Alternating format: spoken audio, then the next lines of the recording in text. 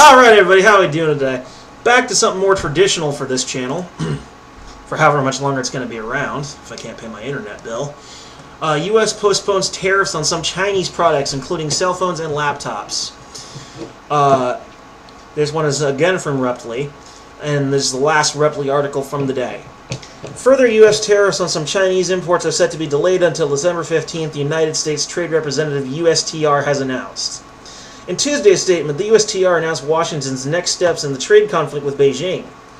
The agency said imposing an additional tariff at 10% on approximately $300 billion of Chinese imports due to take effect on December 21st will be delayed on certain articles. That was September 1st. I tripped over my own tongue a little. I do have a slight speech impediment. I used to mumble and slur my speech as a kid. But yeah. They're planning on imposing possible additional tariffs, but will be delaying until September 1st. Now, keep in mind, they may be reconsidering some of their actions due to the fact that China recently canceled pretty much every and any export from the United States that was a farming product. Which, by the way, is something China had been considering for some time, since the Chinese are not very fond of the idea of genetically engineered food, which makes up a good portion of what we sell and even consume ourselves on a day-to-day basis. Thank you for that. Thank you so much for that one there, Monsanto. But now our trade war with China pretty much sealed the deal that they decided, yep, we're going to ban all U.S. products. So given this trade war actually hurting us more than helping us, it's really no surprise that China would eventually decide to do this in response to our actions, in which case, unless we were complete idiots, of course we would rethink our decision. Cell phones, laptops, video games, consoles, some toys, computer monitors, and certain items of footwear and clothing won't be hit by new tariffs until December 15th. At the same time, the new levies will not target certain products as they were removed from the tariff list based on health, safety, national security, and other factors, according to the USTR. At the beginning of the month, U.S. President Donald Trump threatened to hit China with additional 10% tariffs on the remaining $300 billion of the country's imports starting September 1st. The new levies are set to be added on top of the $250 billion in Chinese imports already taxed at 25%. China retaliated by ordering a halt to purchases of American agricultural products. The move is considered a huge blow to Trump's key constituency farmers who have suffered from the loss of China's large export market.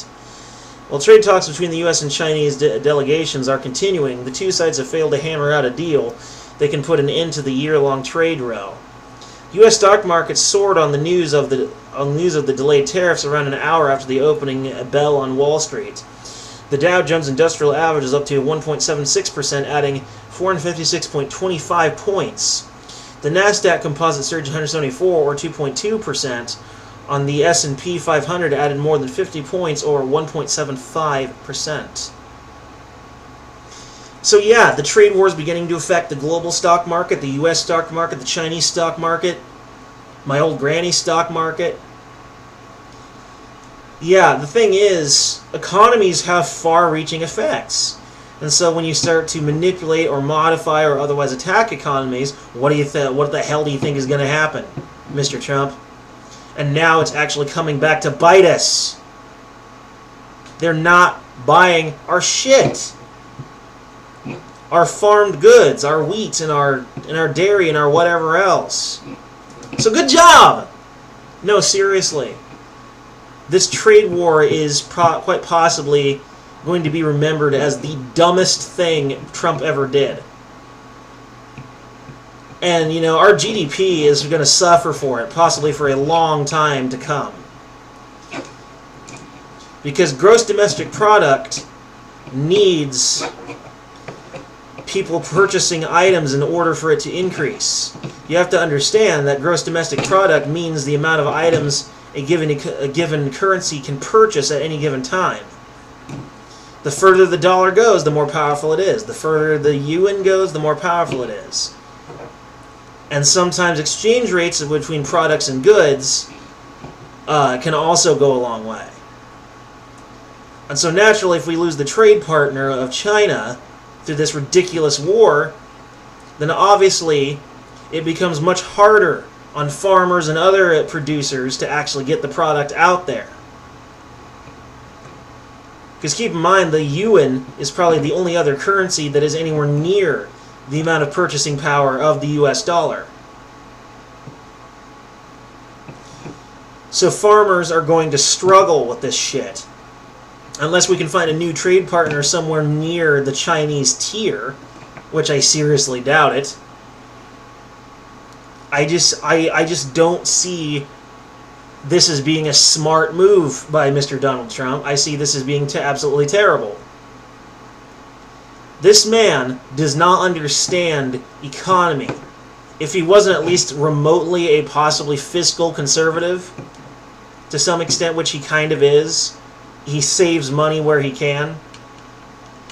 Just imagine, I don't see Bernie Sanders, for instance, being much different from Trump. Or as I like to call him, Bully Sanders. Bully Sanders would be about the same as Trump, but worse. Because where Trump knows how to save money, Bernie's attitude to every problem is, a problem has come up, I'll throw money at it. And someone asks, Bernie, whose money is that? I don't know, some guy's. You know, you can't trust someone who just whose solution to every problem is throw money at it. When the only tool you have is a hammer, everything starts to look like a nail, or something to that effect. And the same goes for Trump.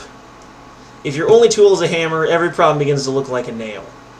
And in this case, the hammer would be a metaphor for basically using either sleight of hand or forceful harassment to get what you want.